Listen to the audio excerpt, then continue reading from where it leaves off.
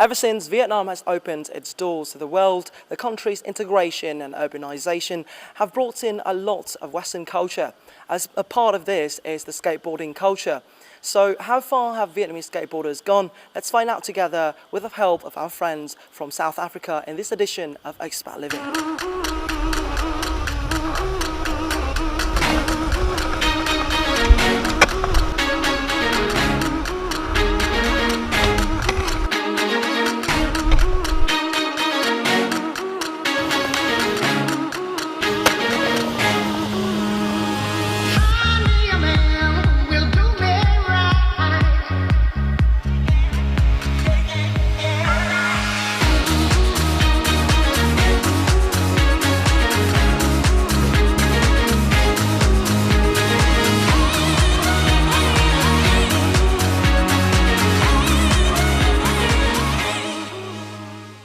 Because Vietnamese architecture is a blend between tradition and modernity, Vietnam is blessed with many interesting and unique locations for skateboarding.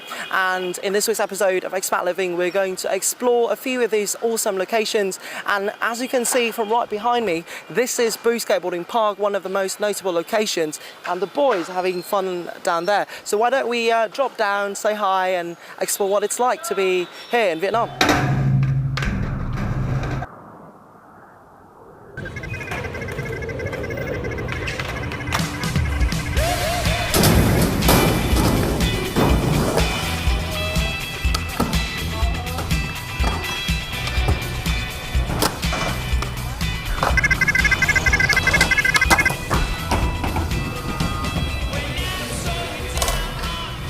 Tricks you are seeing took these skillful Vietnamese skaters at least 2 years to master. Having been in Vietnam for only 4 months, what does a South African skater like Wayne Moses think about skateboarding in Vietnam? I know coming to Vietnam, it's always interesting for anyone from the outside. So yeah, I mean, skating, the dudes are like really welcoming. It brings excitement. A lot of us have been skating for years, so we're on the same level. We can push each other further. And I just know like there's something about dudes from Asia who skate. They're very technical and clean with their tricks. So I think there's a bit I can learn from that.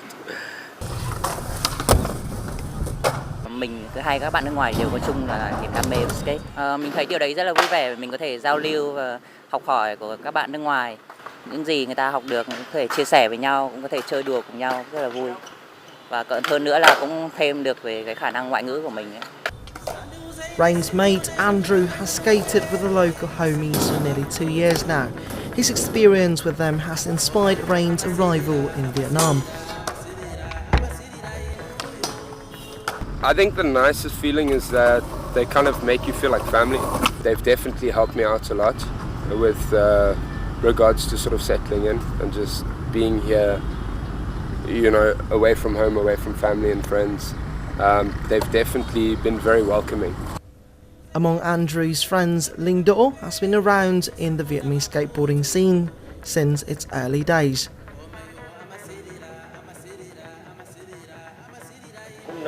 Đơn giản là hồi nhỏ nhìn thấy trên phim ảnh thôi và cảm thấy rất là thích. Lớn lên phải đến cấp 2 thì mới có điều kiện để chơi. Từ cái lúc mình chơi đó là từ năm 2004 đến năm 2007 thì cũng có rất nhiều người chơi. Và sau đó thì cái skate shop duy nhất ở Hà Nội thì họ tạm dừng hoạt động để họ chuyển sang một cái lĩnh vực khác bởi vì là có quá ít người chơi ấy. Thì nó bị chững lại cho tới năm 2010 đó.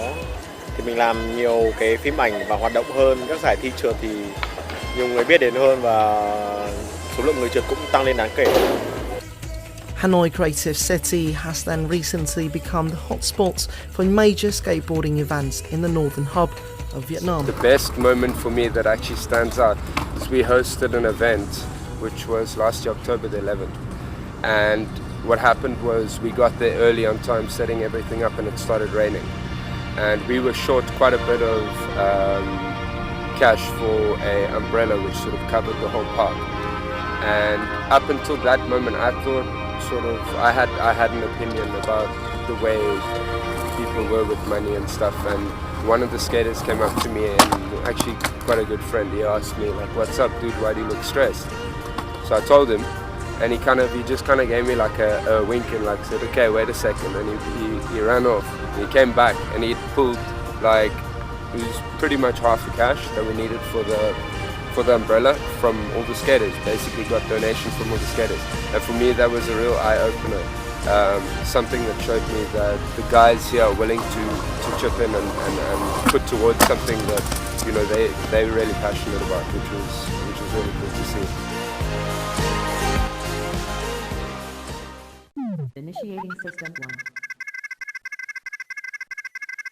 1. This one's a little bit similar to something back home. It's very rough, the surface is quite hard, it takes a lot out of you to skate it. Check it out. I got hip-hop taste buds. I wanna hear that bass when I make love. Initiating system 1.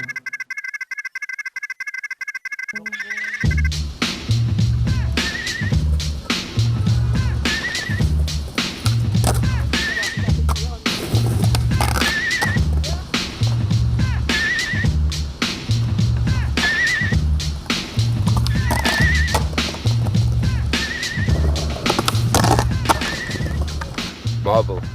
Everything's marble. Well, most spots. Well, for one, it's a very dense material.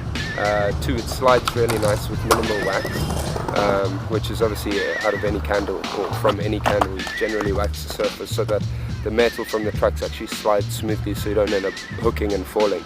The marble is pretty much one of the most perfect surfaces to skate.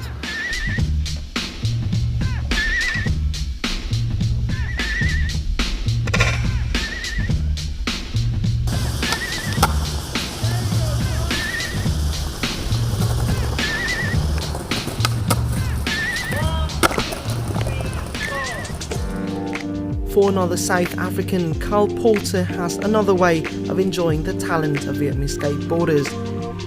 His experience in the field from South Africa has laid the foundation for a project in Vietnam.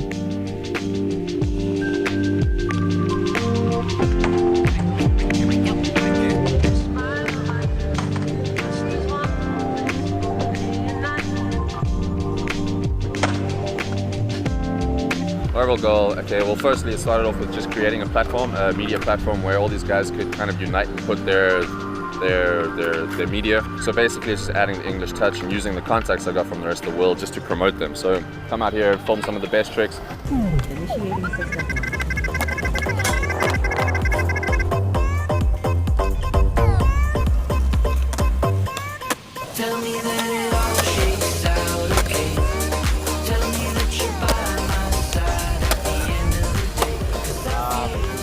Da Nang, they're growing really fast, and I think this city was designed by a skateboarder. I mean, as you can see, everything is skatable. I mean, Vietnam is a tourist destination, so you got all the professional skateboarders that come here off the books just for a holiday, and when they see what they've got to offer, these guys are instantly friends for life. It is also the first time skating in Vietnam for American-born Vietnamese Ri Minh Do. The people here are they're really into it. Like, I'll be skateboarding in a park, and then so many little kids will just start staring at me, and they'll start to like ask me to ride my skateboard. And so there's just so many people interested in here.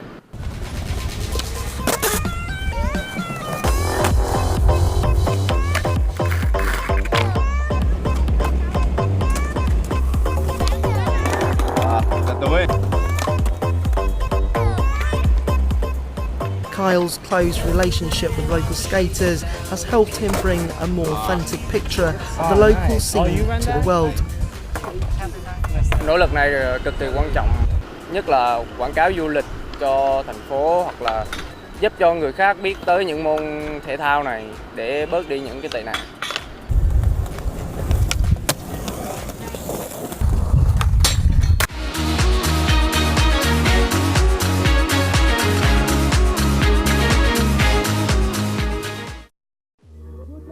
So one of the things that define the success as well as the fast-growing progress of the skateboarding culture around the world, as well as in Vietnam, is the fashion, the style and the brand, as well as the merchandise. So how do you find the merchandise that's available here in Vietnam? Yeah, it's good. I find what's really nice to see is that the guys skating here are making or creating their own brands, which is, yeah, it's good. good to see. Okay, so how do you find the quality of the products that are available here? The quality is good, the price is good. What you can find is it's a diverse range of different types of styles. So, I mean, it fits all sort of skating styles and whatnot. So, yeah. Sick. So, any recommendations at all, mate? I'll be skate shop. Alright, Yeah, sweet. you want to follow me? Let's go. Okay. Bạn có thể giới thiệu cho mình là các bạn skater thì ở Việt Nam thì thường hay mặc những đồ như thế nào không? Khoảng cái đây một vài năm thì mọi người thường ăn mặc rất là giống nhau, mọi người thường mặc những cái đồ rất là rộng, áo rộng quần rộng để cho thoải mái. Nhưng mà cái thời gian gần đây thì có nhiều kiểu phong cách hơn đối với các bạn trượt. Có bạn thích hip hop, có bạn thích rock, có bạn thích kiểu phong cách nó bụi hơn một chút thì cho nên là xuất hiện những cái kiểu quần áo mới, nó có thể là nó skinny hơn nhưng mà nó có giãn, kiểu như vậy.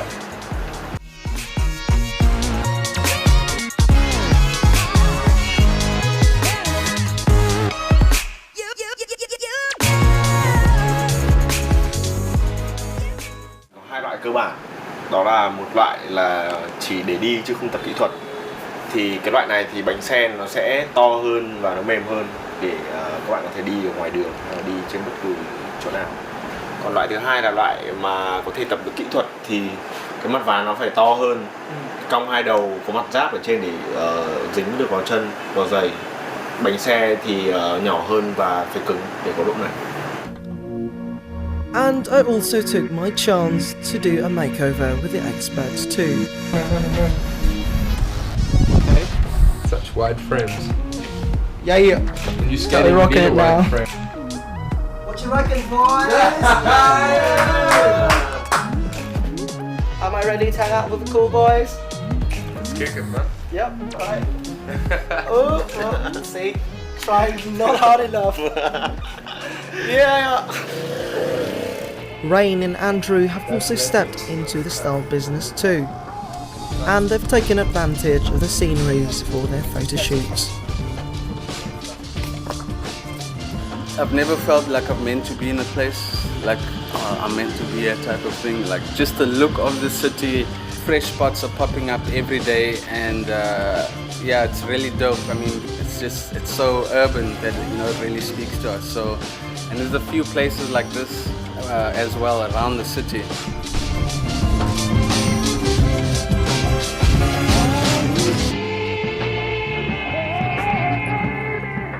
Ở địa điểm này nó rất có cái phong cách riêng bình thường mà mình rất ít khi biết đến. Nói chung nó là một trải nghiệm rất là đáng nhớ tại vì mình được kết bạn thêm những người nước ngoài, nó cũng trau dồi cho em rất là nhiều về skate rồi văn hóa nước họ rồi về cả Nebula nữa. So it seems that what Vietnam has to offer is what we're looking for. Good places to skate, good places to do photo shoots, and a growing skateboarding scene.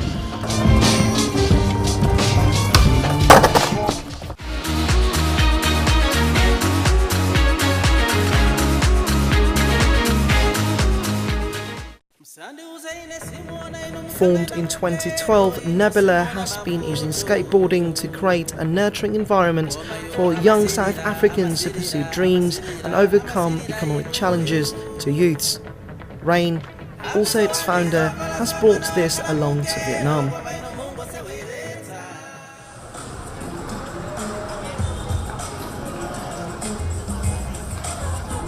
As you can see, there's an exciting atmosphere from right behind me, and this is exactly what it's like to be at a lesson with the Nebula Vietnam people. And here, not only do they teach life skills through skateboarding, also a great passion for this sport as well as game. So let's meet some of them to find out what it's all about.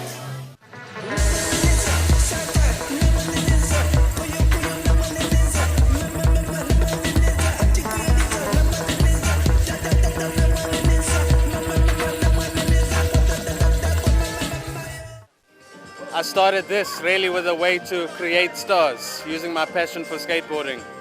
And there's so much in it, from balance and control to falling down, getting up again, having a vision for what trick you want to do, trying it, falling, get up again, try.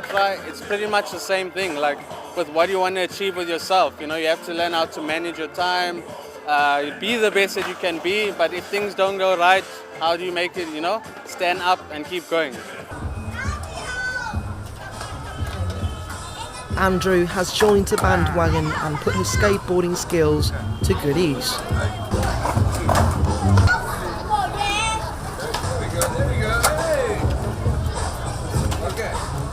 Basically, we teach kids skateboarding. Well, this is what we use to grasp their attention, and then we teach them how to follow their dreams, and we inspire them to follow their dreams through skateboarding.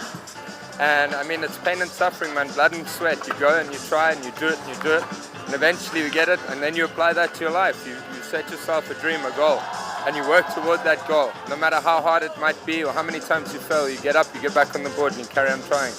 So like those kind of things, we like to apply from the skateboard to our life situation. Nó mang lại cho em niềm vui và kết hợp thêm những người bạn mới nữa, những kỹ năng để giúp em có thể để ý được tốt hơn. Em thấy các em rất là nhiệt tình và đem lại niềm cảm hứng tập skateboard cho những buổi tiếp theo cho em, cho dù là những bạn có đã mê khác rồi thì vẫn muốn thử thêm một bộ môn khác nữa để có thể biết thêm một thể loại về nghệ thuật đường phố nữa.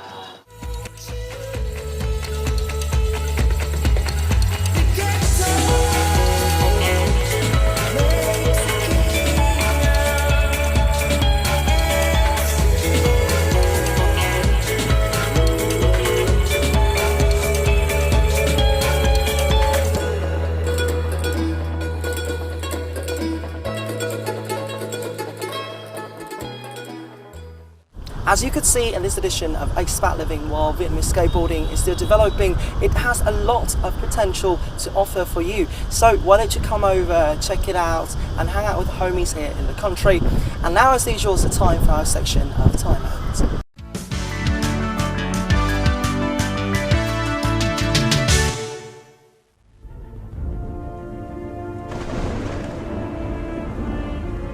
Ever imagine yourself in the authentic European medieval atmosphere?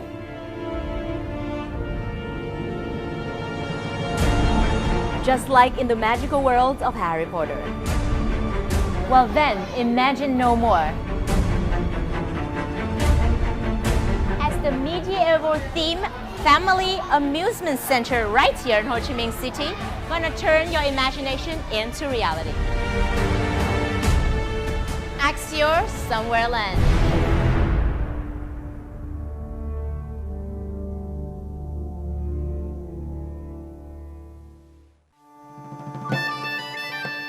The medieval period in Europe lasted from the 5th to the 15th century. Magic was thought to play a strange and ambivalent role in the medieval society. And people of that time often believed in witches, fairies, magicians, and supernatural beings. Nowadays, every kid loves fairy tales without exception, and even many adults alike. Thật sự là ai cũng cần một lần được quay trở lại cái cảm giác mà được làm con nít. Nó rất là hạnh phúc. We surely never forget those magical stories that came into our life in early years. Therefore, Somewhere Land in District 2 Ho Chi Minh City, something right out of a medieval town, has become popular with dreamers of all ages. Mình sẽ xây dựng một cái gì đó không bự như là Disneyland, nhỏ xíu thôi, nhưng mà có thể mà khi mọi người vào á, thì mọi người sẽ quên cái thế giới ở ngoài kia đi một chút, để được trở về làm con nít và để cho con cái của mình cũng được thật sự làm con nít.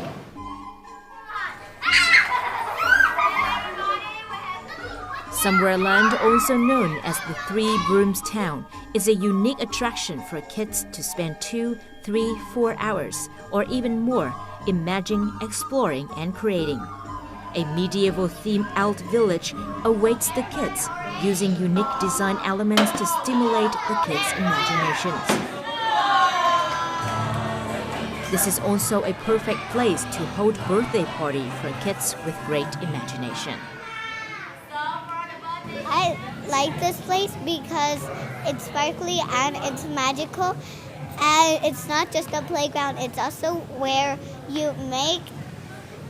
Today I'm going to become a fairy. No one ever get bored here, especially the kids. The birthday girl and her guests are now busy making and decorating birthday cakes for herself and others.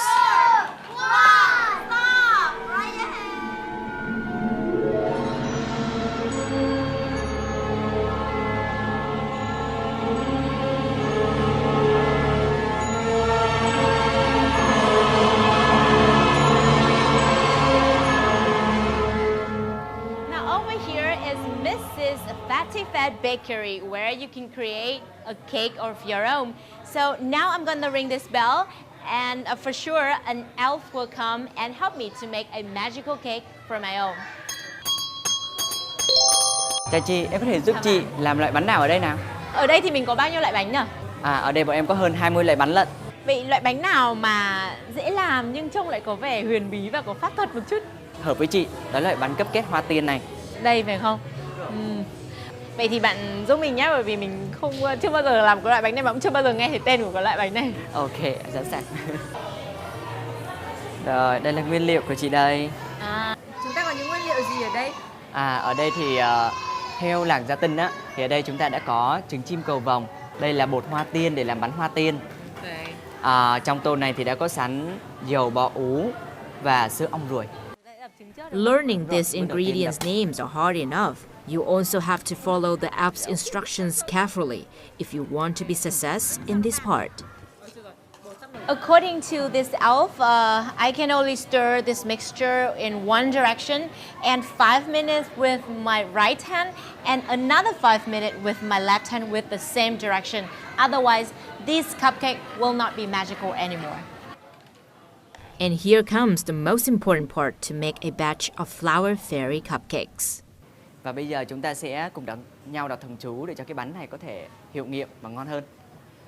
Ba la, bánh to ra, bánh thơm nha, ba la, bum.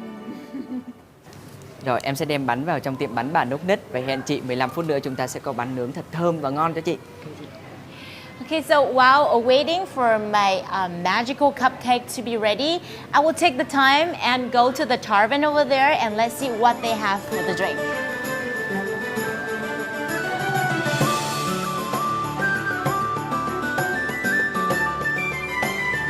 Well, there are so many magical dishes in this menu, but I think I'm gonna go for the best seller. So that would be poison number 9, that is the drink. And for the main dish, I think I'm gonna pick up this one, the goat's pumpkin spaghetti.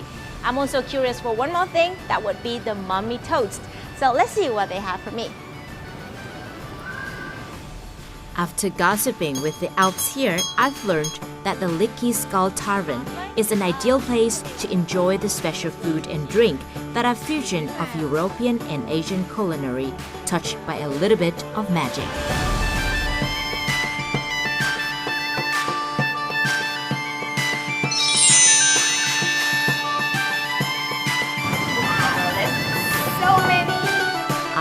Totally enchanted by the creativeness of the founder of this place, who has come up with all this mysterious food and drink, not to mention all of the names in the Somewhereland's own language. They trigger our imagination.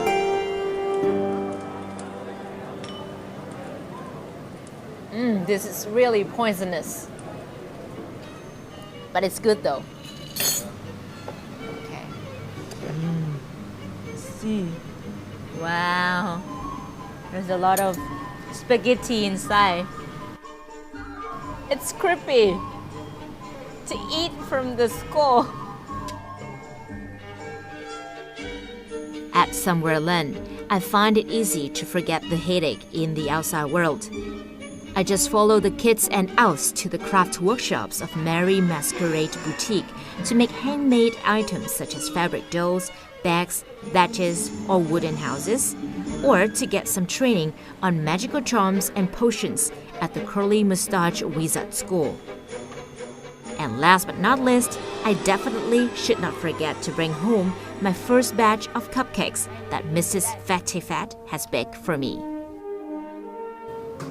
So my flower fairy cupcakes are ready. It smells so good.